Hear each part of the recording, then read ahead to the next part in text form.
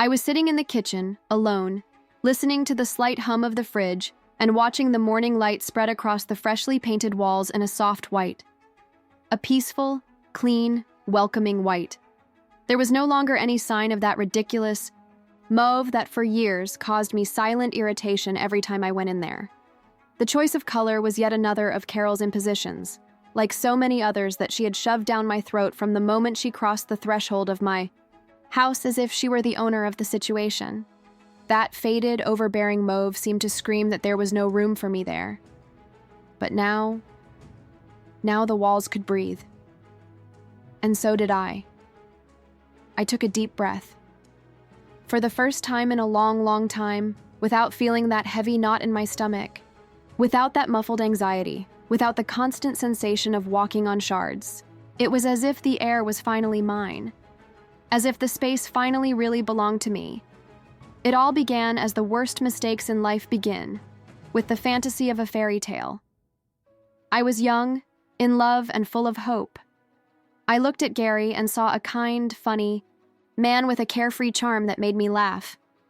I believed with all my heart that he was the love of my life, and for a while, I let myself be lulled by that illusion.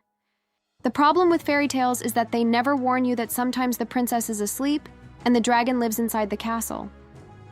What I didn't realize right away was that, in that story, I wasn't the protagonist. I was just a part, an extra.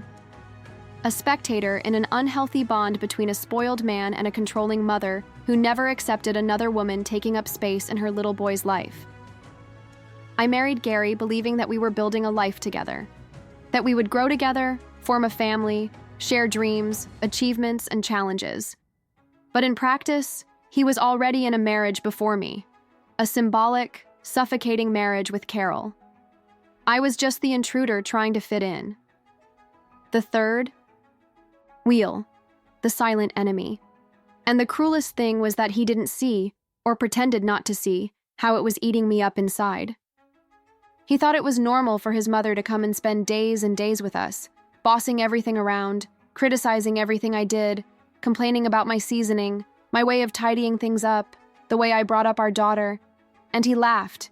He said I was exaggerating, that she only wanted to help. The house, this beautiful house with a sunny balcony and light wooden floors that creak a little at night, was my father's inheritance. A man of integrity, a hard worker, who did everything to ensure that I had security in life. He left me this home as a symbol of care and protection.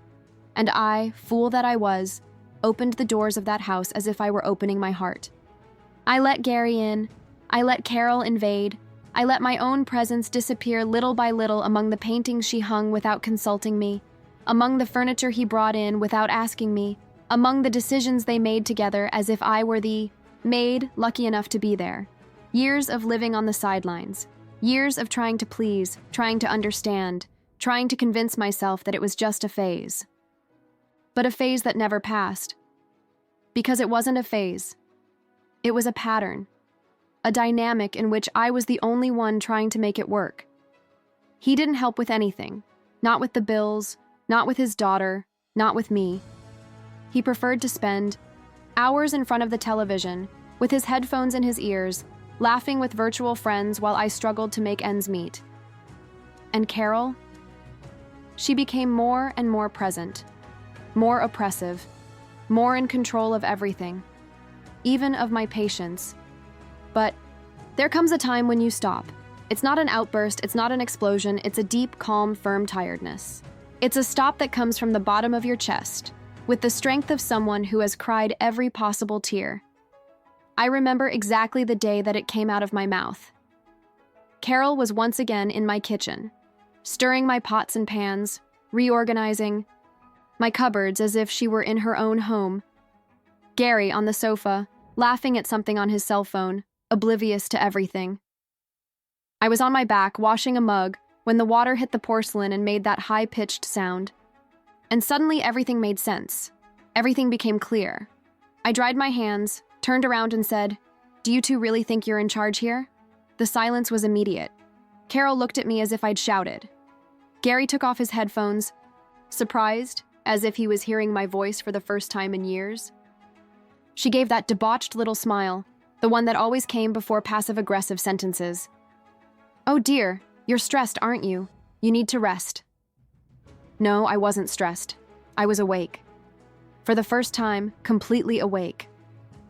I let go with the firmness of someone who wouldn't back down. This is my house. It always has been. Every penny invested here came out of my pocket.